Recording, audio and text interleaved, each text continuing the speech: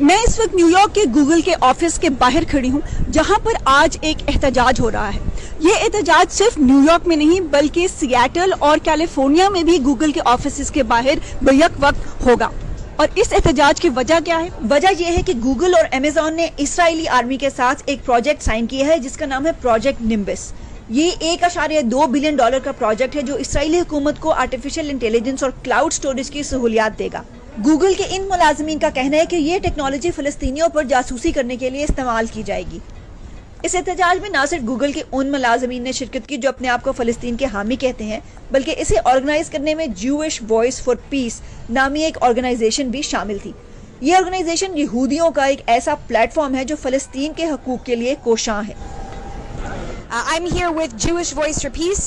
We are a national grassroots organization of Jewish anti-Zionist people who stand firmly with the Palestinian people in their freedom struggle and are trying to create a future of Judaism beyond Zionism. Rally میں فلسطینی امریکی activist Linda سرسور نے بھی بات کی اور کہا کہ وہ دنیا بھر میں ہوتے مظالم کے خلاف لڑیں گی جس میں انہوں نے کلائمیٹ جسٹس کے حوالے سے پاکستان میں آئے سیلاب کا بھی ذکر کیا. We're watching millions displaced right now in Pakistan because of climate change and because of the failure of the world to stand up for climate justice. احتجاج کے آرگنائزرز گوگل کے آفس سے نکلنے والے ورکرز کو پیمفلیٹس بانٹتے رہے جنہیں کچھ ملازمین نے تو پکڑ لیا جبکہ کئیوں نے انہیں لینے سے انکار بھی کیا. ٹیکنالوجی ویب سائٹ گزموڈو کے مطابق پروجیکٹ نمبس کے خلاف ایک پٹیشن پر 800 گوگل کے ورکرز نے سائن کیا تھا اور 37,500 عام پبلک کے ممبرز نے.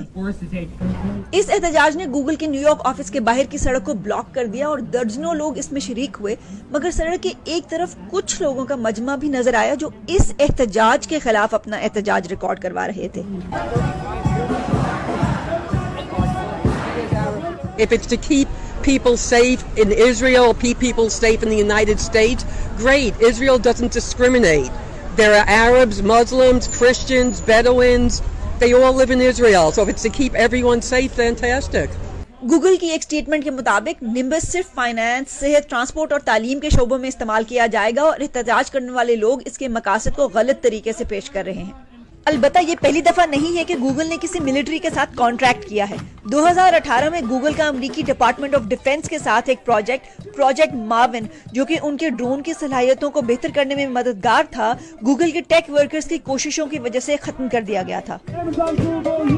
پروجیکٹ نمبس کے خلاف احتجاج میں شامل لوگوں کی امید ہے کہ وہ اس پروجیکٹ کے کینسل کرانے میں بھی کامیاب ہوں گے.